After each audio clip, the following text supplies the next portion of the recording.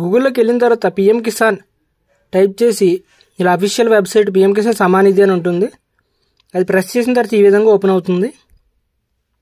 Open అయిన తర్వాత మనం ముందుగా ఫస్ట్ మన పొలం ఉన్నప్పుడు ఆధార్ ఈకేవైసీ మనం ఆప్షన్ ఎంచుకుని అక్కడ ఆధార్ నెంబర్ టైప్ చేసి సెర్చ్ చేస్తే ఈకేవైసీ డన్ అని ఉంటే కనుక మీకు ఈకేవైసీలో ఏ విధమైన ఇబ్బంది లేదని తెలుసుకోవచ్చు.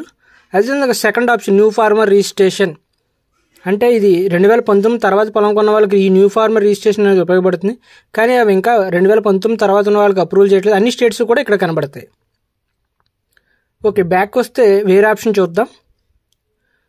స్టేటస్ ఆఫ్ సెల్ఫ్ రిజిస్ట్రేషన్ అంటే ఈ న్యూ రిజిస్ట్రేషన్ చేసుకున్న తర్వాత దాని యొక్క స్టేటస్ అప్లికేషన్ స్టేటస్ మనం చూసుకోవడానికి ఉపయోగపడుతుంది. అది ప్రెస్ చేసి ఆధార్ నెంబర్ అది టైప్ చేసి క్యాప్ చేస్తే కనుక ఆ అప్లికేషన్ స్టేటస్ అనేది తెలుస్తుంది. ఇంకో ఆప్షన్ చూసుకున్నట్లయితే update of self registration details. మనం ఏదైనా డీటెయిల్స్ మార్చుకోవాలనుకున్నప్పుడు ఈ ఆప్షన్ ఉపయోగపడుతుంది. ఫైనల్లీ మనకు అందరూ ఎదురు చూసే నో యువర్ స్టేటస్ దీని మీద క్లిక్ చేస్తే మన పేమెంట్స్ ఎన్నెన్ని పడ్డాయి, ఏ బ్యాంక్లో పడ్డాయి అనేది తెలుస్తుంది. ఏ బ్యాంక్ అకౌంట్ నెంబర్ కూడా మనకు తెలుస్తుంది.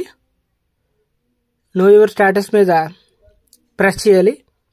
చేసిన తర్వాత ఈ విధంగా ఓపెన్ అవుతుంది. ఇక్కడ నో యువర్ రిజిస్ట్రేషన్ నెంబర్ అని మీద ప్రెస్ చేస్తే ఇక్కడ ఎంటర్ చేయవలసిన రిజిస్ట్రేషన్ నెంబర్ కావాలంటే ఆ నో యువర్ రిజిస్ట్రేషన్ నెంబర్ మీద ప్రెస్ చేస్తే అక్కడ మొబైల్ నెంబర్ కానీ లేదా ఆధార్ నెంబర్ కానీ ఎంటర్ చేసి క్యాప్ చేస్తే మనకు ముందు రిజిస్ట్రేషన్ నెంబర్ అనేది వస్తుంది. ఆ రిజిస్ట్రేషన్ నెంబర్ తీసుకుని ఆ నో యువర్ రిజిస్ట్రేషన్ నెంబర్లో కొట్టాలి. అప్డేట్ ఆఫ్ మొబైల్ నెంబర్ అంటే మనకి ఇప్పుడు మొబైల్ నెంబర్స్ అందరూ మారుస్తూ ఉంటారు కదా, ఆ మొబైల్ నెంబర్స్ అన్నీ కూడా మార్చుకోవడానికి ఆప్షన్ ఉపయోగపడుతుంది. Name correction as per Aadhaar. చాలామంది పెళ్ళైన వాళ్ళు నేమ్ మార్చుకుంటూ ఉంటారు. వాటన్నిటికీ ఈ ఆప్షన్ ఉపయోగపడుతుంది. Thanks for watch. తెలుసుకుందాం. గూగుల్లోకి వెళ్ళిన తర్వాత పిఎం కిసాన్ టైప్ చేసి